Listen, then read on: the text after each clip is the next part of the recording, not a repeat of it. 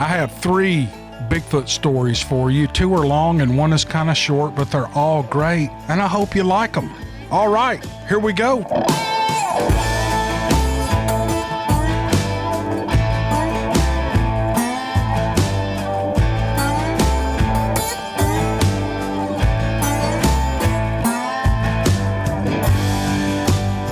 Here's one of the lost emails. It's dated December 14, 2018. And the writer's name is Steve, and he sent me a couple of emails last week going, when are you going to do my story? And I thought I had done it.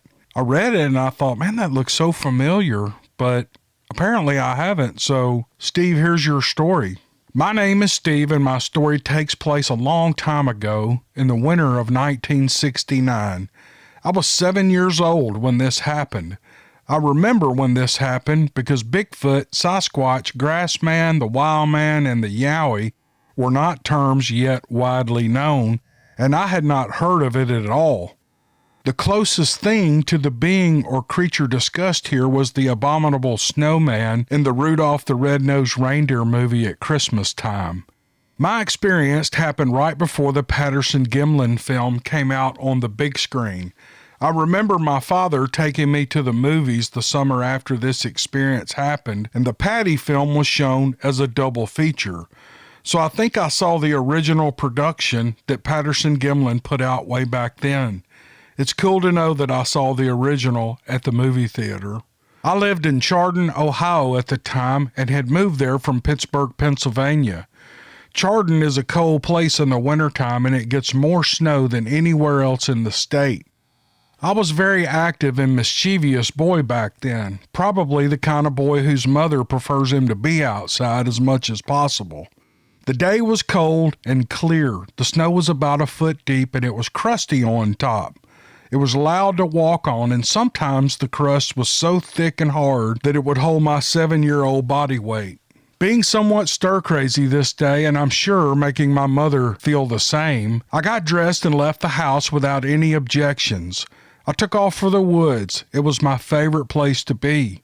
We were surrounded by them, and on this day, I was walking through a winter wonderland. After about an hour of exploring in an aimless sort of way, I found myself in not-so-familiar territory. I decided to continue in the same direction, but then I tried to find my footsteps in the snow so I could get back, but I got confused in the process and could not tell which were fresh and which were old. And then I was totally confused as to which way to go. I picked a direction and I walked for some time, maybe 30 minutes, in a very quiet forest, just crunching along in the crusty snow under my feet, getting tired and very thirsty. It was very quiet at this point, and I felt a bit creeped out, maybe because I was afraid due to being lost. I thought I could hear my footsteps echoing in the forest off to my right. I stopped and it stopped. When I started again after a few steps, I heard it again. Are my steps being echoed back to me, I thought? I thought this was weird, as I never had this happen before. It almost sounded like someone was over there to my right about 80 to 100 yards away through the thick forest just outside my field of view.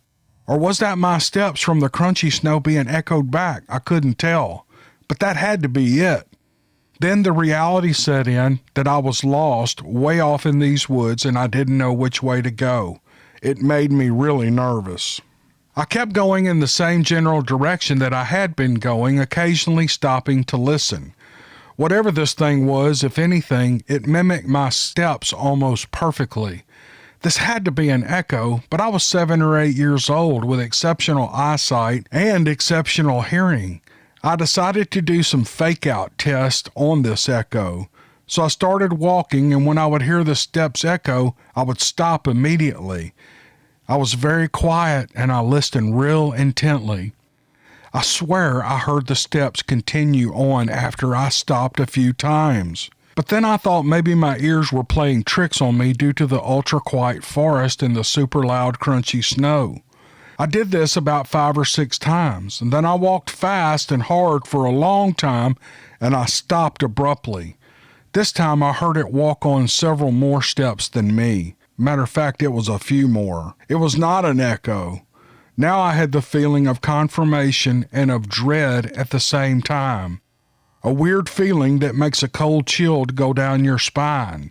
Not good when it's 10 degrees outside and you're lost in the woods. I was coming out of a very thick hardwood and pine forest mix into a less thick area of mostly hardwoods, all of which had lost their leaves months ago. I could see a bit further through the forest now. Sometimes when the trees lined up right, I could see much farther for a brief moment as I moved through the forest. The lighting was brighter now. I still heard the echo footsteps, but I continued walking and doing some of the short stop and listen sound tests, and I varied the length of each test, but I continued to hear the extra steps. They weren't getting closer, but now I really believed that something was stalking me. Maybe it was one of those escaped prisoners from a prison nearby. That happened in that part of the world in the early 70s. All types of things were going through my mind at this point, and then I saw a very quick glimpse of something moving about 80 yards or more away. It was paralleling me, and it was upright and moving and stopping behind the trees. I could see the shape, but I couldn't make it out. Once it looked like they had their head turned looking at me before the next tree blocked my view. I saw it again, and this time for a longer split second. It was someone in dark clothes, all the same color, and I yelled out, "I hear you over there, and I see you too. I know you're there." I was trying to sound brave and let them know that the game was up. I kept thinking it was a man, but it never answered back. Neither was there any offer of help for a lost soul in the woods or anything. Not a word, not a sound, nothing. It just stalked me at the same distance, sometimes coming a bit closer, but always pushing me straight ahead. I continued to see it now and then through the trees, and I confirmed that it was an upright figure walking on two legs, and it was hunched over a bit, and it was using the trees for cover. It was really tall, again, all one color. It was dark brown or black, and it mimicked every step I took. I was about out of energy and I was thirsty, but I continued to walk as fast as I could, mostly out of fear. I had been melting snow and icicles in my mouth as I walked, but that wasn't enough liquid water because I was now sweating under my clothes, and I was afraid of the stalker, and I was lost, and I was hungry, and I was tired, and I was getting more thirsty every step I took. I needed to rest. The sun was directly overhead now, as much as it could be in those far north latitudes in the middle of winter. If I could only find a house or a road or something. I looked ahead and I saw something hanging off of a tree. It was a maple tree sap bucket. Oh, this was good news. I could drink the sap, which tasted like sugar water. I grabbed the bucket, and darn if it wasn't frozen solid. I was about to hang the bucket back up on the tree when I saw something wiggle at the bottom of the bucket. Not all of the sap was frozen. I punched through the ice, exposing about 6 inches of pure sap, and it tasted so good. I drank it all, and I went to find more sap buckets, and the whole time this thing followed me at the same distance. Finally, I saw a house, and I walked to it, and I hit the road in front of the house. I now knew where I was. Yep, 4 or 5 miles from my home. One person offered to give me a ride, but I declined. My parents would not have approved of that. I was one tired kid when I got home that evening. I never told my parents or any of my friends this story. I believe it was a Bigfoot that was stalking me. I think it was pushing me in a certain direction, either helping me find civilization or hurting me away from its home in the woods, or both. Either way, the story ended without anyone getting hurt, and I've kept this Bigfoot secret place my own for some time now. So if you see a Bigfoot around Chardon, Ohio, I don't think it means any harm to anyone. It had plenty of opportunity to harm me if it wanted to.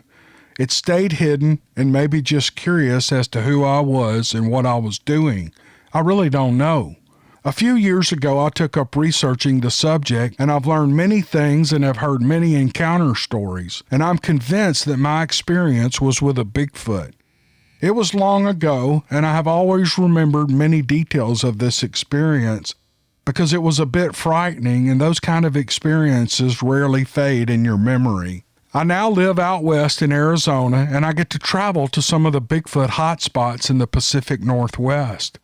I have not had any closer encounters than that one experience. I continue to search when I have time to do so. I enjoy the outdoors as much today as I did when I was a 7-year-old kid. If you get to have an experience like this, you're really lucky. Not many people get to see one of these things. Steve, first, I want to apologize for taking so long to get to your story. It's been over a year. Oh, man, my bad, but I really did think I had done your story, but it's my fault, my mistake. I want to apologize to you. All that said, this is a great story. 7-year-old kid walking through the freezing woods, 10 degrees. Holy crap, man. I live in Mississippi. It gets 10 degrees like once a year here. So it's like 30 degrees outside now, and I'm about to freeze to death. But anyways, a great story and a great experience. It sounds like it was a good experience for you. It wasn't traumatic. I know it was at the time, but looking back on it, you kind of, it sounds like you look back on it fondly. Thank you very much for sending the story, Steve. It was a good one. Thanks, buddy.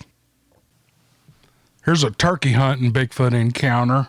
The writer says, "My name is Mike, and I'm sending this reluctantly. I've told this story in the past to only one researcher who for some reason dismissed it as a waste of his time, but I know what I experienced. Anyway, here's what happened. Years ago, I was turkey hunting in Franklin County, Mississippi, close to the Homachito River. I'd been disappointed by the lack of gobbles I'd heard at daylight and had started hunting blind, just sitting and calling randomly from ridge to ridge in hopes of getting a gobble in response.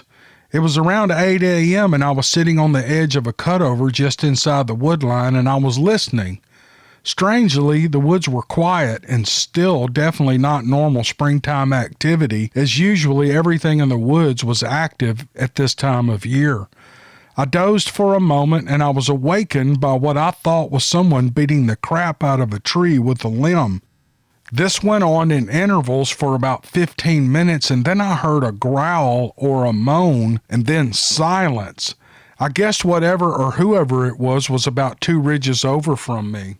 I sat and I listened, and I heard more knocks, louder this time and closer, but in the hollow over from the ridge in front of me. I was still curious, but I wasn't afraid. It hadn't dawned on me what this actually could have been. The woods were quiet, and then I had a chill run down my spine because a very agitated-sounding growl broke the silence, and it was moving in my direction. My first feeling was to exit quickly from my position and head towards my vehicle about a quarter mile away, but I couldn't move. I held a single-shot 10-gauge with a turkey load in it and 4 more in my pocket, and I was not comfortable with it protecting me. The moaning became louder, and I could hear heavy breathing mixed in with it. It was deep and heavy, and it came from something really big. At this point, I couldn't take it anymore, and I stood up from my seated position watching over the other ridge for any signs of movement, but I saw nothing. It was getting closer, but I did notice that it was slowing its approach. Now my feet were moving. It was time to leave, but I didn't want to run. I know to run is an invitation to be chased, so I carefully and quietly started easing out. I made it to a logging road that would take me to my vehicle. I thought I was in the clear when it sounded off again with that moaning shriek. It was close to where I had been sitting earlier. I felt sick, and without running, I stepped up my pace just a little. 3 more times this thing sounded off, and every time it was keeping pace with me, but at the same time staying out of sight. I swear I was being escorted out of that area. I finally saw the truck, and I felt a sweet relief. However, I didn't unload my shotgun until I was rolling down the road. I knew that it was unsafe, but I didn't care at the time. I couldn't make myself go back to that area for a long time, and to this day I won't go alone. I never saw what it was, but it was an animal-like creature and intelligent, and it wanted me out of there. I was more than happy to respect its wishes. Thanks for letting me share this. I haven't felt comfortable about telling this, but I know what I experienced, and I'll tell you that I've never been the same since. Mike, that's a That's a great story. I think most people have these kind of encounters where they don't actually see it. They know something is out there that doesn't actually belong in those woods. I wish you could go back. Wish you could go back and enjoy it by yourself. Maybe you could try it sometime. Maybe not go so deep. Just take it a little stretch at a time. Well, good luck with it, buddy, and I hope you kill some turkeys this spring. Turkey season's just about a month away, baby. Woo! All right. Thanks for the story, buddy. Here's a good one. It's a story I got, not too recently, but fairly recently. The writer doesn't want his name revealed, so I'm not going to tell you his name, but here's what he writes. I was in my 30s, actually my later 30s. It was a time in my life when I was very active in deer hunting. This took place in the late 1970s. I saved all of my vacation and personal days, and my job allowed me nearly all of the hunting season off from work, and I spent most of it in the woods in an outlaw camp that I had built in my early 20s. The log cabin I had built was about 4 miles from any roads on state land deep in the forest, hidden from a nearby brook, and at about 3,300 feet above sea level. Maple, beech, white birch, poplar, black, and red spruce were all around, as were the pin oaks, hardback, and mountain ash.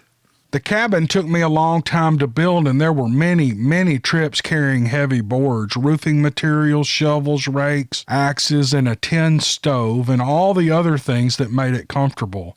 No one knew about the cabin. It was illegal, and I always kept its existence and location a deep secret. It had a small plexiglass window, a food cabinet made of metal to keep the mice out, a hand-built table and a chair, a heavy hinged door, and one bed fashioned from a small poplar tree trunk, and a foam bedding that had to be replaced once a year from the mice chewing it up for their own bedding. Many of the mountains around the camp were over 4,000 feet in elevation. I had brushed out a small trail from behind the cabin, zigzagging to a very steep peak at 3,800 feet. I had named this mountain Pin Oak.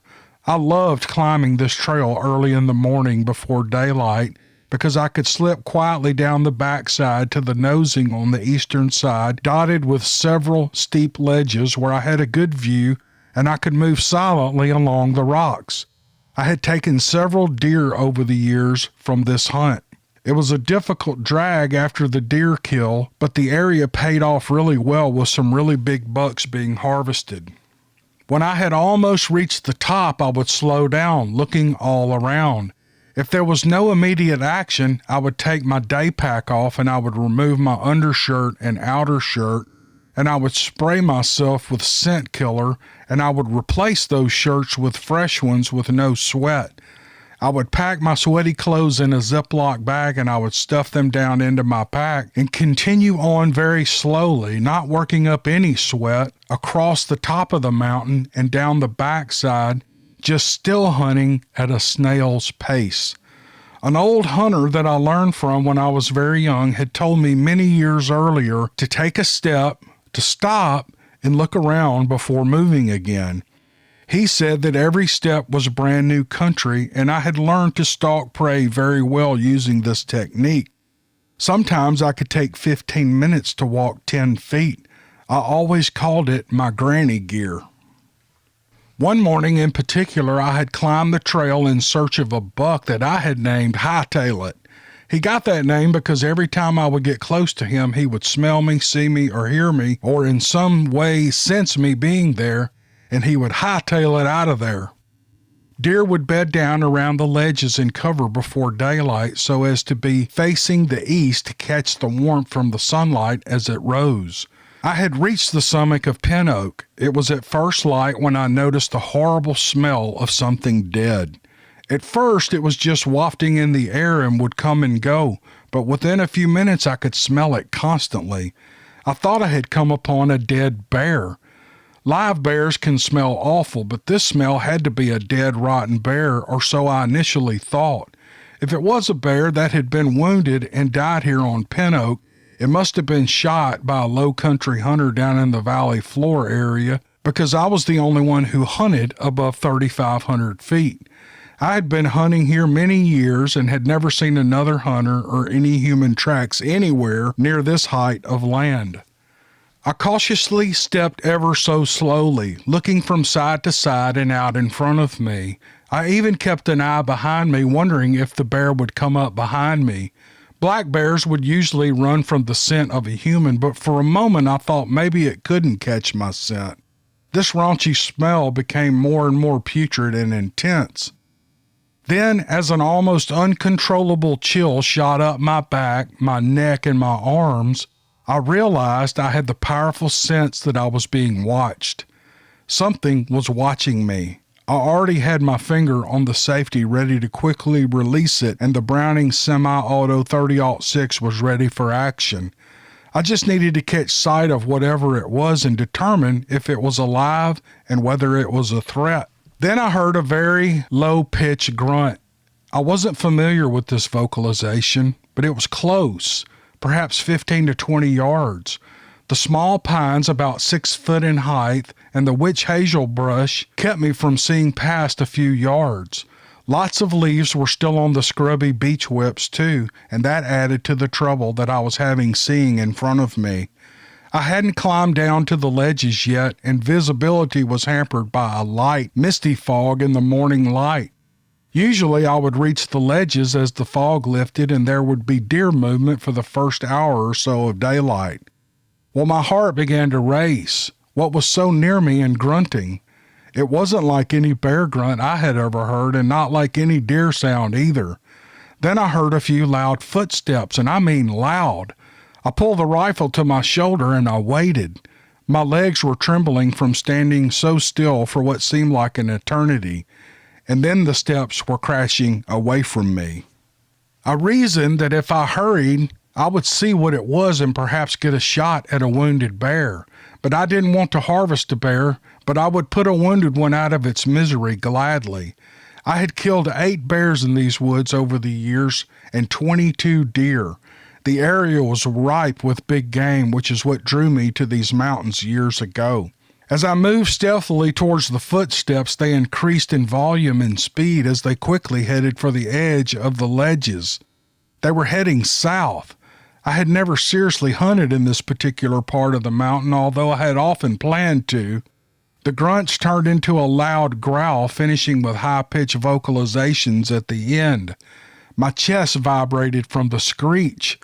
As I broke out onto a barren rock surface, I caught a glimpse of a creature with my 3x9 scope. It was bipedal and it was covered in dark reddish-brown hair all over it.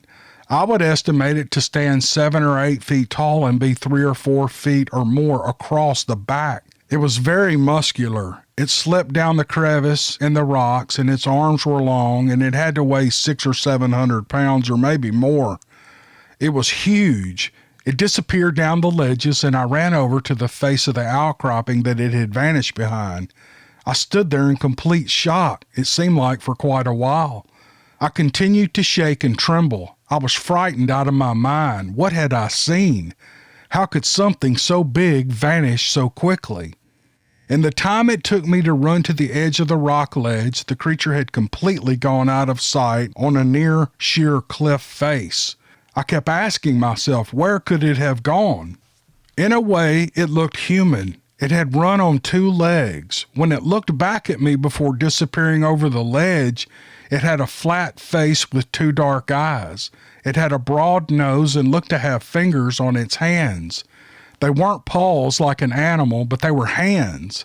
Its head didn't have much of a neck, and I couldn't make out whether it had ears or not.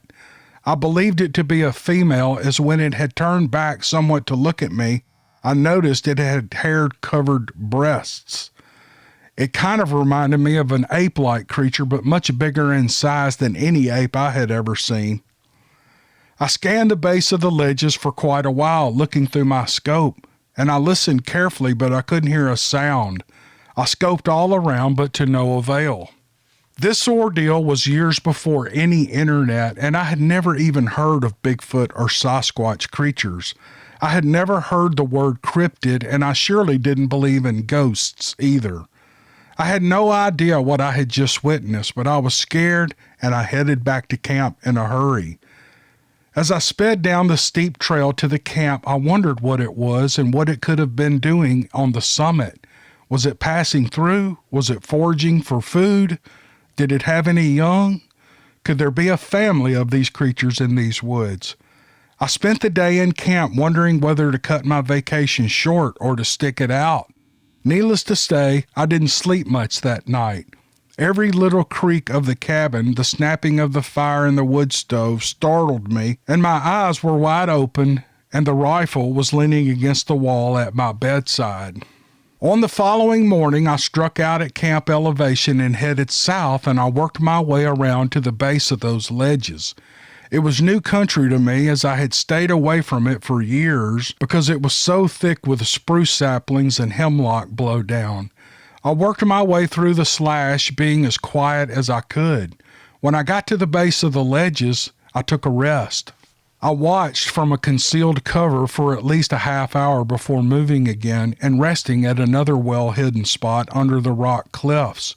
I spent the entire day working up and down through these ledges, and I couldn't find a single sign of this creature anywhere. I continued to hunt there at Pin Oak and the other surrounding mountains for many years, having spent countless nights in that cabin, and was never bothered again by this creature. I never saw it again. I never smelled it again. I never spoke of seeing the creature to anyone for fear of ridicule, as my career was in public service. I finally retired and I moved to a southern state, but I'll never forget that morning in early November when I swear I saw a Bigfoot. Sir, that is one of the best, most well-written descriptive stories that I've read in a long time. And I can't tell you how much I appreciate you taking the time to write this down. Now, here's what this is. I think there are hundreds of people out there, hunters, hikers, even people who just live out in the country, who have one incident with these things and they can never figure out what they saw, but they know that what they saw didn't belong in those woods. Now, we may think it does belong in those woods, but from our perspective, it doesn't belong because it's not the natural game that we see every day.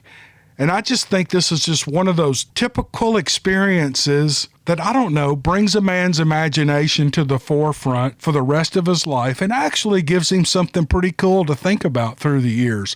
He may not talk about it, he may not share it with the whole world, and he may not talk about it to family, but deep inside he knows he saw something strange. I just think it's awesome. I really appreciate this story. Thank you very much. All right, again, I think that's going to do it for this video. Thank you all for watching this far. I hope you enjoyed it, and we'll see you on the next one. Thank you.